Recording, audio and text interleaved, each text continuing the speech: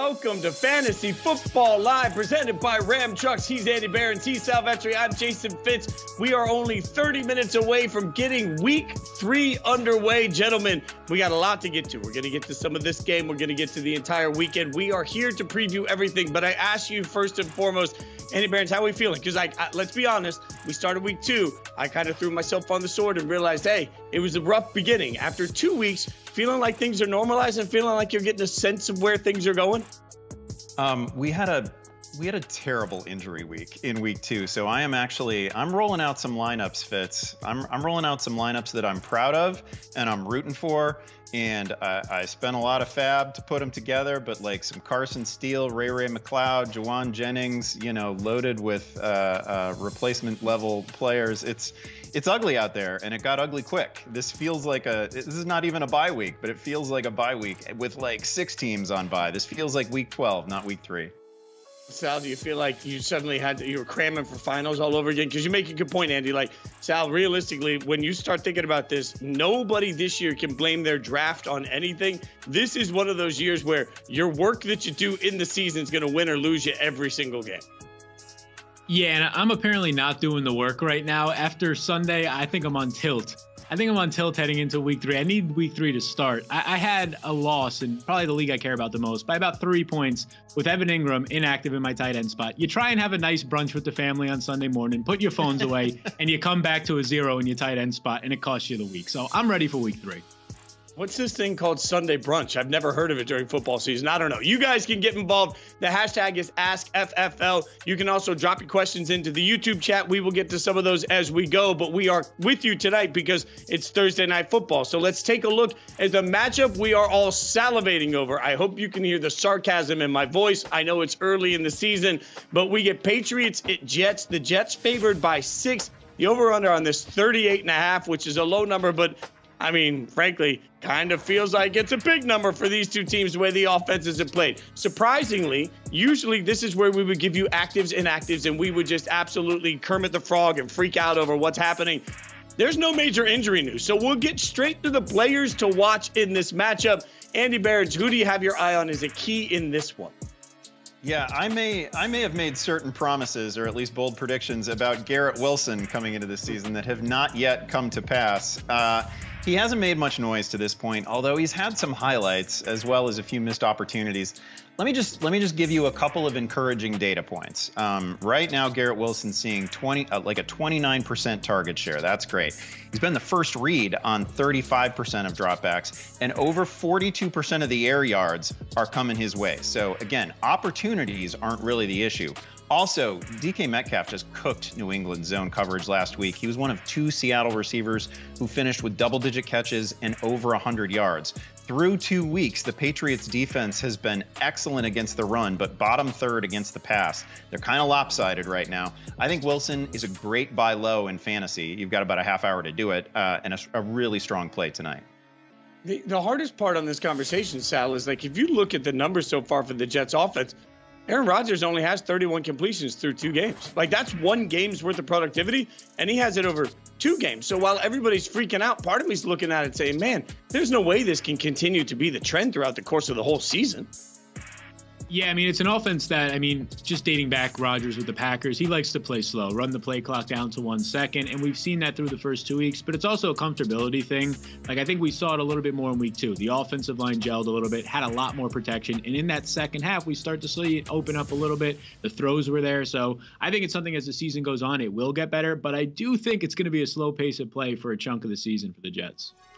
All right, I'll give you somebody to watch. And for me, this is as predictable as Andy Behrens saying something poetic about kickers and tight ends. I love running backs when it comes to Thursday Night Football because it's sloppy, ugly football. So give me Ramondre Stevenson as somebody to actually keep an eye on. Look, the Patriots have been plucky. That's the word I keep using, and I don't mean for it to be as condescending as it sounds. The Patriots, frankly, have just been better than most of us expected. They've been more competitive, but part of the way they remain competitive is they need to just grind it out. Their best chance through these games is to make sure that they feed their back that was featured this week on NFL Network for his angry runs, right? Like, there is some element of this. The Patriots are going to be competitive as long as Ramondre lets them be competitive. Now, that worries me against explosive offense offenses. But on Thursday Night Football, I'm not sure we're going to get an explosive offense. So I think that we've got a situation here where two teams are going to essentially try to grind this whole game out. Sal, I really like Ramondre Stevenson to be an important part of this game. I know we'll get to some props, but as a player to watch, I really think Ramondre Stevenson is the key to the Patriots even keeping this thing close. Yeah, the dude is playing fantastic right now. Like, I think he's hiding their offensive line. A little bit Alex Van Pelt, the play caller, as well, as hiding that offensive line, but it's Ramondre. He leads the NFL right now in missed tackles forced and yards after contact. He's doing a lot on his own. How much can he sustain that moving forward? But he's also active in the passing game when we're talking about fantasy football. He kind of has outs if the game script was to go wonky, but like you said, should be a close game. I think Ramondre, again, is in line for 16 touches, 16 plus. I love that. So, all right, Sal, give us somebody that you've got your eye on for watching this time. Yeah, I'm going to look at the other Jets wide receiver here, and I'm hoping he's their number 2 receiver, and it's Mike Williams, who they paid $10 million this offseason. He came into the year with a torn ACL. He was recovering from it at least, and they said he's going to be on a snap count to start the year. But that really only lasted week 1 when he played 18% of the snaps, because as soon as last week, already playing 73% of the snaps. So we're seeing this increase, and he only had 1 target in that game, but he's getting more reps in now. He's practiced for about a month and a half dating back to training camp, and I think we might finally be getting a healthy Mike Williams. And that's important in this offense, especially in this matchup tonight. So far this season, the Patriots, their defense, basically focus on taking away your number 1 receiver, if they can. What they're doing there is putting a cornerback with a safety over top. They've kind of done this in past years as well. And I think they're going to target Garrett Wilson as that Jets number 1 receiver, which means we might get a lot more one-on-one coverage at times in this game for Mike Williams. And I want to see what he could do, because if he can come through for this Jets offense, they might just have something moving forward, not only with their running backs, but with their receivers as well. Both of my experts like Jets receivers. Maybe we will get offense. Let's get to bring the props as we get you some action to keep an eye on. Now, I say that while admitting that, let's be honest, last week, none of us were right. None of us, which is rare. Like, no, it's just the only strike 1, strike 2, strike 3. But you got to get off the schneid somehow. So, Sal, you're hot. We'll let you keep the hot hand right now. Get us off the schneid. What's a prop you love? Yeah, I'm hot. The only one who's gotten the prop so far. Yeah, I'll say Jalen Polk. I want to look at the Patriots' second-round rookie.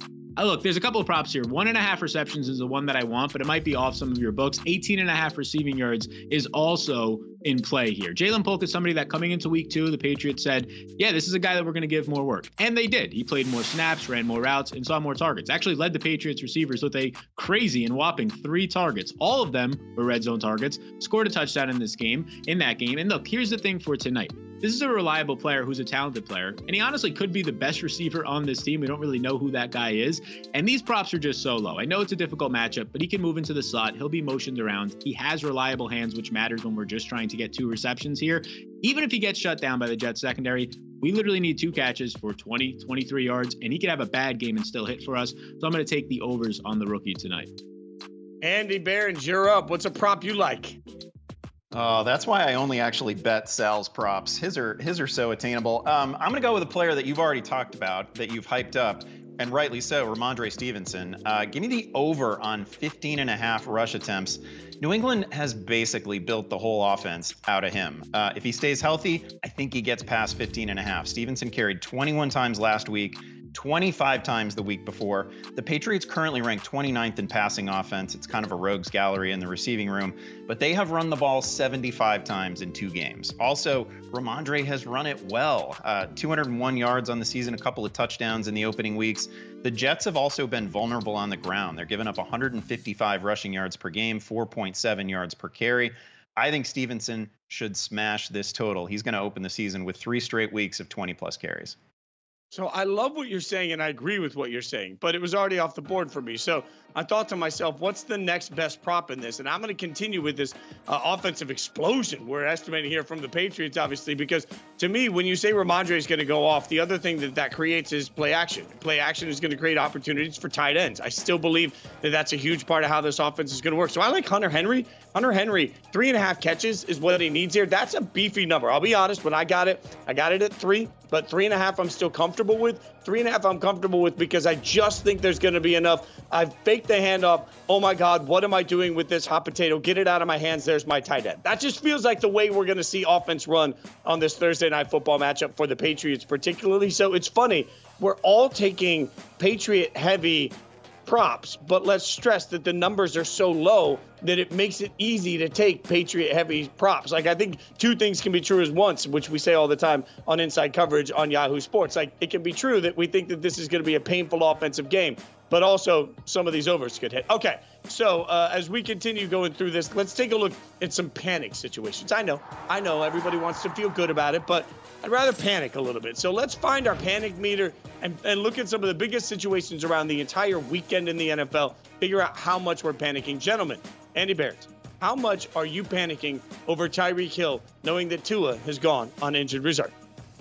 Oh, my panic is elevated for sure.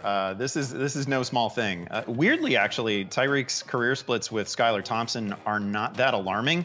But man, Thompson has not been accurate and has not been efficient. He's completed less than 60% of his career attempts. He's at just 5.2 yards per attempt for his career. If it's going to happen for Hill, we're really just kind of trusting his greatness as a playmaker, right? It's got to be like jet sweeps, line him up in the backfield, get him on some quick screens with people in front of him.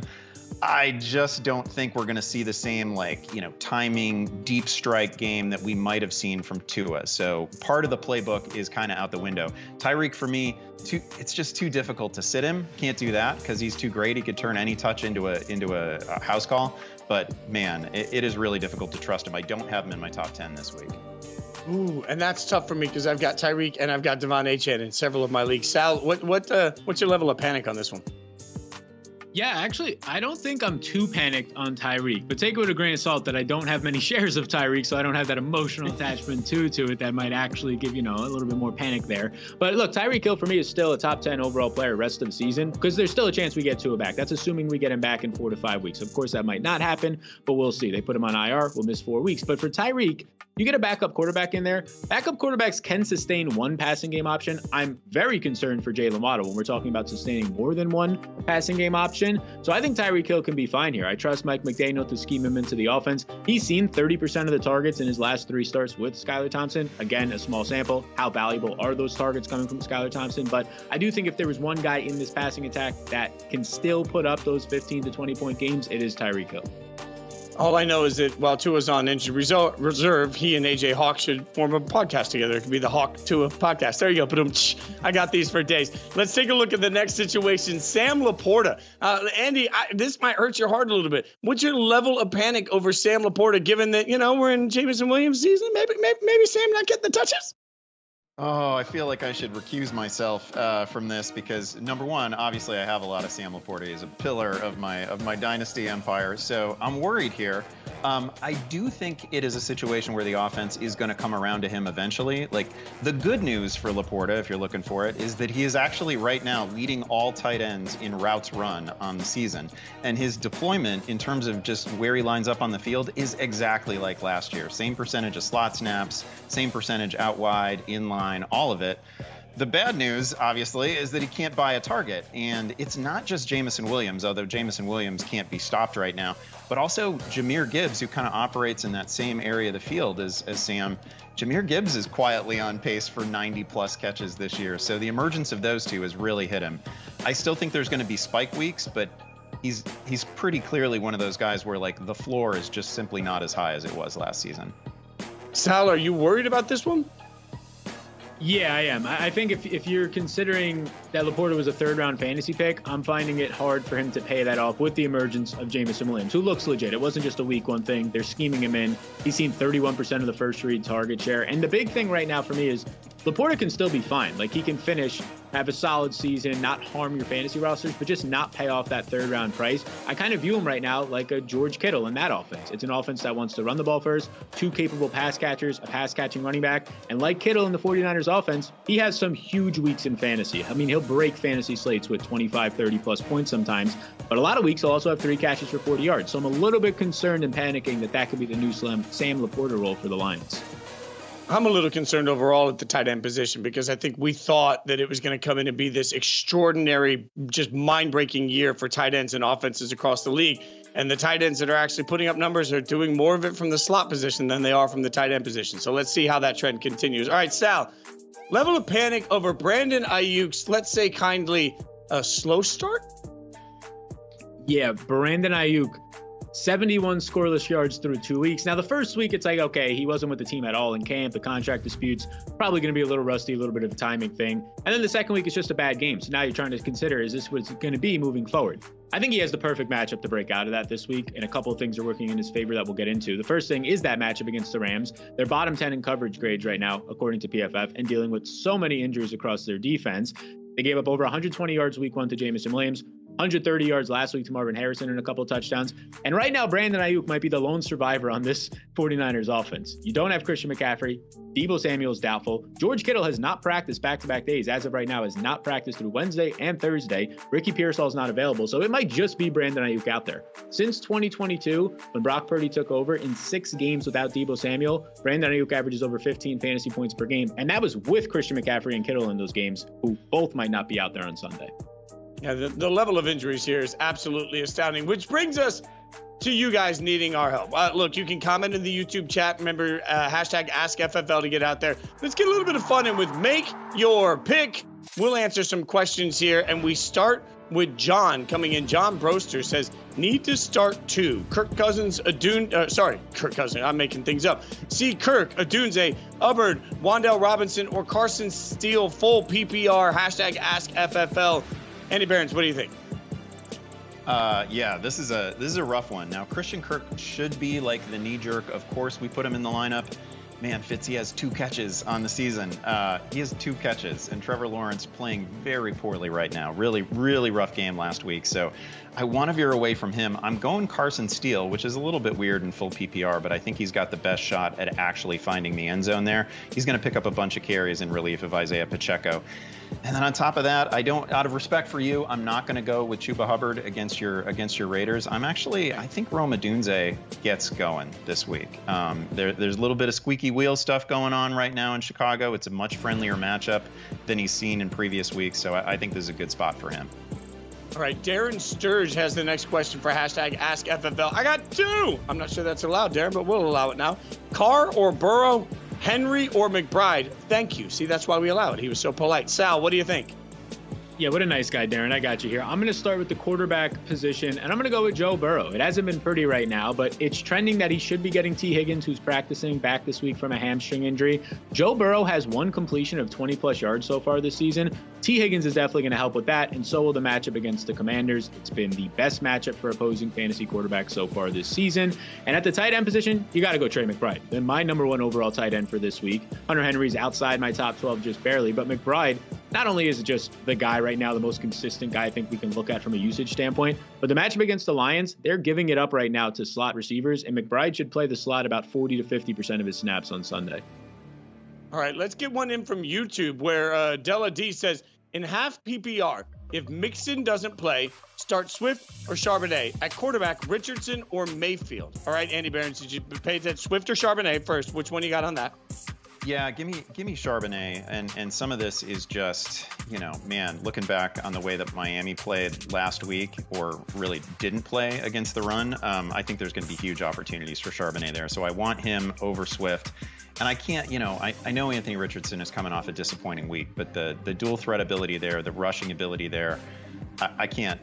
It's got, like, you don't always have to watch and you don't always have to feel great about it, but you do have to keep starting him, because when he goes off, it's going to be a week winner. I hope you're right, because I have him on several of my teams. All right, let's take a look at the Week 3 injury report for the weekend overall. Some big names out there that obviously everybody's got their eyes on. Joe Mixon with that ankle injury didn't practice Thursday. By the way, neither did Dameon Pierce. Also, A.J. Brown, hamstring, listed it as doubtful at this point. Jordan Love practiced in pads today, could be available against Tennessee. And then George Kittle was added to the injury report today after missing practice, which you heard Sal allude to earlier. That's not it. We have more superstars on the injury list, as Kenneth Walker III with the oblique injury, Evan Ingram with the hamstring. Peterson says it's day-to-day. And then T. Higgins returned to practice day, could return Monday night. When you look at all of these injuries, let's take a look at just sort of the quarterback position on this one. I'll throw you guys to the Jordan Love portion of this. How much do you feel like you can trust Sal right now? Anything with the Packers if you're not sure if Jordan Love or Malik Willis is going to be your quarterback? Yeah, I mean, I need that news at this point. And it's just good to see that he is practicing, because the biggest thing is this was supposed to be maybe a week 5 return. Now, there were some reports out there that this is a 1 to 2 week recovery. There was a list of quarterbacks that had a similar injury. Of course, the severity could always be different, and it's rare that they do miss more than one game. So there is a chance, a real chance, that he plays on Sunday. And if he's out there, I don't think they're forcing him back. If he's out there, I think he actually feels good and he's 100%. So we'll have that inactive news before the game starts Sunday. And if Love is out there, put Jaden Reed in your lineup. You can consider in deeper leagues getting the Romeo Doubs and Christian Watsons back in. But if he's not out there, I don't want any of those guys in my lineup. I can guarantee you that we will cover it on FFL from noon to 1 p.m. Eastern. Look at that plug Sunday morning as we get you ready with all the breaking news. All right, let's turn to our fantasy game changers for this week, powered by Ram Trucks, where we're identifying some of the most impactful players in one of the top fantasy matchups on the schedule. It's a big one down in Jerry's world. We got Lamar and the Ravens taking on the Cowboys in a pressure-filled, oh my God, overreaction game that everybody's waiting for. So Andy Behrens, who do you look at this one as your fantasy game changer powered by Ram Trucks? Yeah, I'm not here to tell you that it has been a perfect season for Derrick Henry, but he does have a touchdown in each game to open the season, along with 130 rushing yards. Would we like to see him play a few more snaps? Sure, but he's been as advertised for Baltimore, and he's in a really good spot this week. Dallas just allowed a huge day to Alvin Kamara, and they couldn't stop Jerome Ford the week before. So this has been a very easy team to run on. They're giving up nearly 5 yards per carry, over 140 rushing yards per game. Baltimore has already ventured into must-win territory here at 0-2, and I think they lean on Henry in this one against a very vulnerable run defense. I won't make any receiving promises with Henry, but I think he finds the end zone again for a third straight game. Yeah, I think offensive coordinator Todd Monken needs to use him in the fourth quarter. Man, maybe the Ravens will win. That brings me to when you look at, I like the receiver in this, and I like CD in this a lot. Look, obviously, because of my Raiders fandom, all eyes were glued on this. But if you watch that game, once the Raiders committed to not running the football against the Ravens and essentially said, we're just going to throw on you for the entire fourth quarter, they did. And Devontae Adams, 8, and Brock Bowers, 8. I'm looking at both of them and saying, as good as they both are, CD Lamb's even better. So if I got to look at somebody that I think has a breakout game, I'm talking about I want to get the stink of the Saints off of everything about an organization. I think that they come out flinging the ball to CD early and often. They are going to try and absolutely expose the Ravens secondary, which I believe can be done. So I think CD is not just good in this game. I think he's huge in this game. Sal, who do you have your eye on? Yeah, I'm looking at the Ravens wide receiver, their number 1 wide receiver with a bullet right now, and that's Zay Flowers, who currently, through 2 weeks, has a 28% target share from Lamar Jackson, twice as high as any other Ravens wide receiver to this point. Last week, we actually saw some schemed up plays for him to get going downfield. Now, it's just a 1-game sample. We saw that a couple of times last year, but it's something to monitor because if he starts to get unlocked downfield, that is huge for fantasy moving forward. This week specifically, the matchup against the Cowboys, I really can't figure out this secondary. Came into the season with an injury to Deron Bland. Right now on paper, it looks like the stats are good for their secondary, but it's because, as Andy mentioned earlier, everybody's running on them through 2 weeks. The Browns ran on them. Alvin Kamara ran all over them last week, so they really haven't been tested. And whether they are a good secondary or not, I don't think it matters for Zay Flowers because he moves all over the field. He'll be put in the slot. He'll be put in motion. He'll get put into the best matchup by Todd Monken. So I think he's going to be the biggest game changer in this one for the Ravens.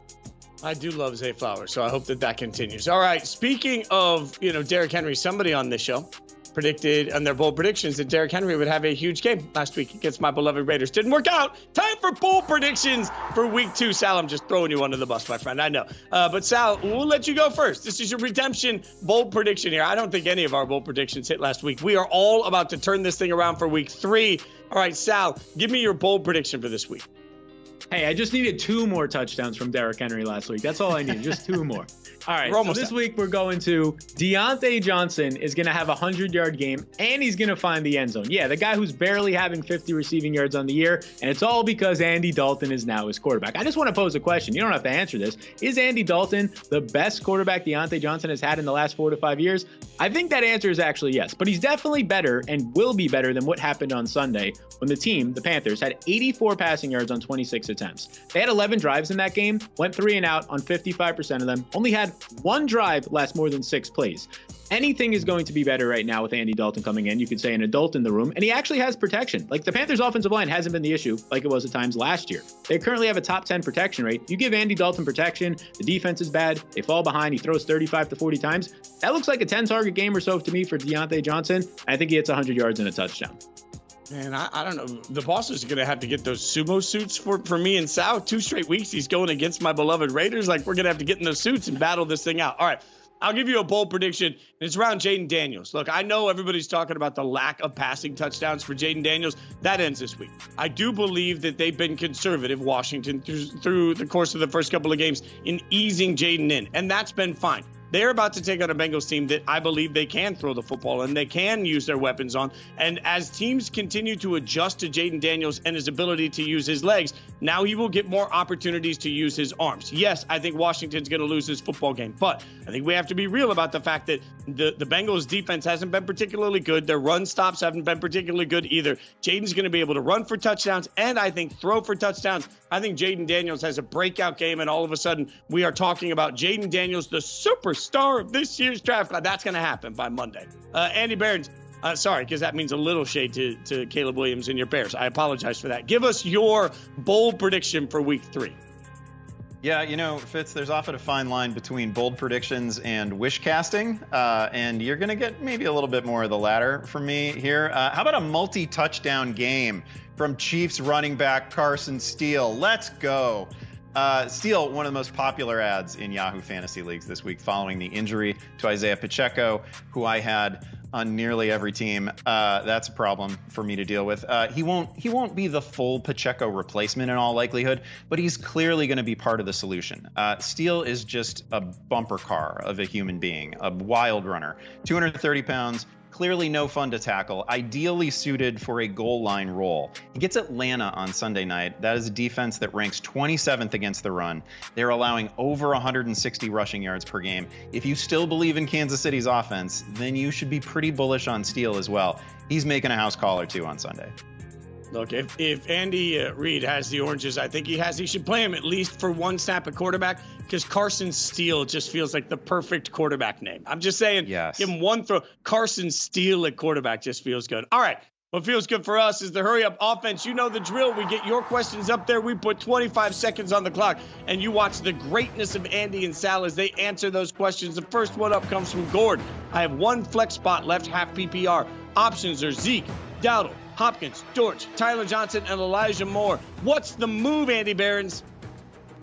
Oh, man, this is ugly. I don't want to go with one of the Dallas backs. I just want to get off that ride for a little while. We haven't really seen anything from Hopkins. I'll tell you, Dortch is a really interesting option this week because the slot position has been crushing. Let's go Greg Dortch. Oh, it took him a second, but we finally got there. All right, Johnsonitis, perfect name, says Hunter Henry or wait and see if Evan Ingram plays PPR. Sal, in honor of your brunch, what do you think? Yeah, I'm going to always say sit Evan Ingram, even if he's healthy these days. But yeah, Hunter Henry, Evan Ingram suffered that injury on Sunday, as I said, right before the game, unfortunately. And that's at least a 1 to 2 week recovery. We've seen it a couple of times this year with A.J. Brown and T. Higgins. So yeah, go Hunter Henry. No doubt Sal is definitely a fancy Eggs Benedict guy. All right, DeJuan Foster comes up next and says, recommended Jets defense versus Pats or Chargers D versus Pitt. What do you think, Andy? I mean, first of all, I think the Jets defense would be fine. But if I can go off the board here, I'm going to recommend let's go Tampa Bay against Denver and Bo Nix. That feels like 2 turnovers to me. I also like Seattle, widely available, gets Skylar Thompson in Miami. I prefer either of those 2 options, but if I can't do it, let's take the Jets. I love that I just gave the play call and the wide receiver in the huddle was like, no, I'm not running that route. All right, Speak Logic comes in and says, Rodgers or Geno this week? Sal, what do you think of that? Yeah, Geno Smith's a top 12 quarterback for me, and I don't even know if Rodgers is in my top 24. Probably pretty close to that. So I'll go with Geno Smith here. I think the matchup against Miami, honestly, it's been one that you could beat so far this season, and we saw it last week. The play calling started to finally go the way in which they wanted this offseason when they hired Ryan Grubb. A lot of creativity, especially over the middle of the field. All right, let's get the next one up. Andre Smith says, flex spot, half PPR, Steele, Kincaid, Demarcus Robinson, or Irving. Andy, what do you think? Yeah, I'm not going to go to Demarcus Robinson here. I want off that ride too. I don't need any part of the Rams receiving room right now. I so wish that my answer was Dalton Kincaid, but Josh Allen is averaging like 21 pass attempts per game. I don't think he's going to have to throw in this one either. So give me Carson Steele. Give me that multi-touchdown game. Come on. Let's get another one, another Carson Steele. Here we go. All right, beer with stranger. That sounds like a delightful idea. Where are we meeting? Says, do I start Hunter Henry or Mark Andrews? Hashtag AskFFL. Only the non-alcoholic kind for me. Thanks for the invite. Go ahead. What do you got, Sal? Yeah, I know based on last week, it's going to be like a slam dunk that you should be starting Hunter Henry based on the performances of these two guys. But I'm still going with Mark Andrews. We saw the targets per route and the target share come up last week. Eventually, it's going to click. All right, what I can tell you for sure is that with the absolute insane number of injuries, it's more important than ever that you hang out with us from noon to 1. We will be back on Sunday Eastern time, right up to kickoff, getting you ready with the latest, greatest news. You can catch it out, obviously, on YouTube or everywhere you're watching us right now. We wish you guys luck on Thursday night. Most importantly, for Sal, for Andy, I'm Fitz. We appreciate you guys hanging out with us. Thanks for watching Fantasy Football Live, presented by Ram Trucks.